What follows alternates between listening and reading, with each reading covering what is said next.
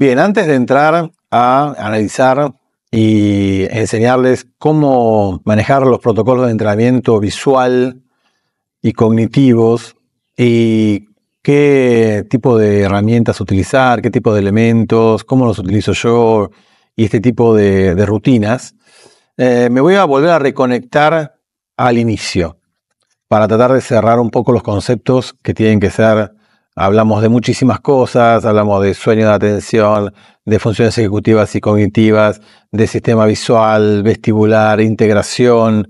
Bueno, es mucho, ¿sí? Y ya les digo que estamos hablando de quizá el 1% de las cosas que suceden y de lo que sabemos sobre nuestro cerebro.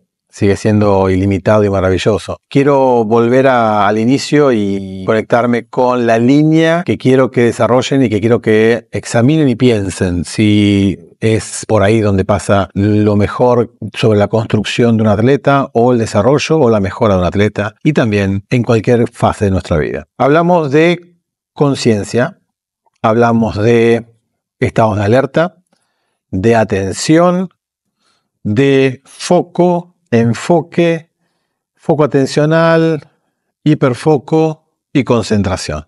Bien, esta línea, esta ruta, ¿a dónde nos va a llevar?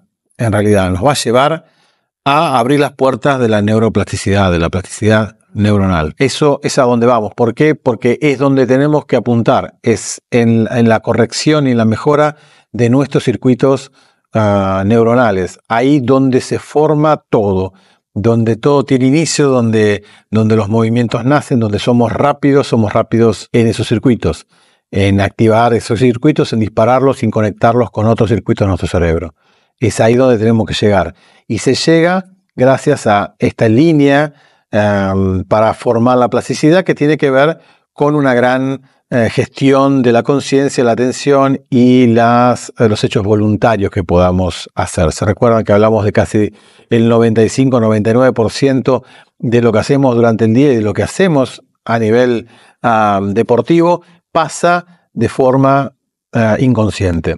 Volver consciente, voluntario, controlado, tanto sea la respiración como los movimientos extraoculares o la visión y los movimientos que absolutamente son de reacción y son involuntarios, volverlos voluntarios, eso va a hacer que nosotros mejoremos. Hay algo muy interesante que se llama error. Y el error muchas veces lo descartamos, muchas veces no lo queremos ni siquiera nombrar, pero además de tener esta famosa frase que dice que el error es parte del proceso de aprendizaje del deportista, y es verdad, esta es una frase que se usa comúnmente, yo creo que el error es el camino. ¿Por qué? Porque hay varios papers, no solo uno, que indican que cuando efectuamos algún error y nos damos cuenta conscientemente que hicimos un error con cosas que sabemos hacer o con algo que estamos aprendiendo, pero sobre todo con nuevos aprendizajes, el error es un sistema que nos va a indicar que tenemos que poner más atención en lo que hacemos. Entonces, es fundamental que haya un error para mejorar esa destreza, esa técnica, ese aprendizaje, esa memoria. Todo eso es fundamental y pasa por el error, porque el error le va a dar un input, un estímulo muy importante al sistema nervioso central, diciéndole que algo tiene que cambiar. Hay investigaciones, y la dejo en la presentación, que habla de la cantidad de errores en un cierto cantidad de tiempo, una unidad de tiempo que se pueden hacer para mejorar el aprendizaje de la técnica y del movimiento. ¿Qué quiere decir? Quiere decir que si yo, por ejemplo, estoy aprendiendo a mover mis manos o hacer un golpe nuevo con la raqueta de tenis, o mismo, por ejemplo, se me ocurre siempre aquellos que hacen levantamiento olímpico, que tienen que ser muy, muy técnicos con pesos muy grandes. Primero tienen que aprender perfectamente el movimiento, porque si no después no pueden cargar los pesos. La técnica es fundamental. Y lo tratábamos con algunas personas que sigo, algunos atletas de levantamiento olímpico que sigo, y mejoraron siempre y cuando había alguien que les indicaba perfectamente en un cierto tiempo, por ejemplo, en un minuto, unas repeticiones de 10 o 15 levantadas, le marcaban el error en ese momento y en ese arco de tiempo.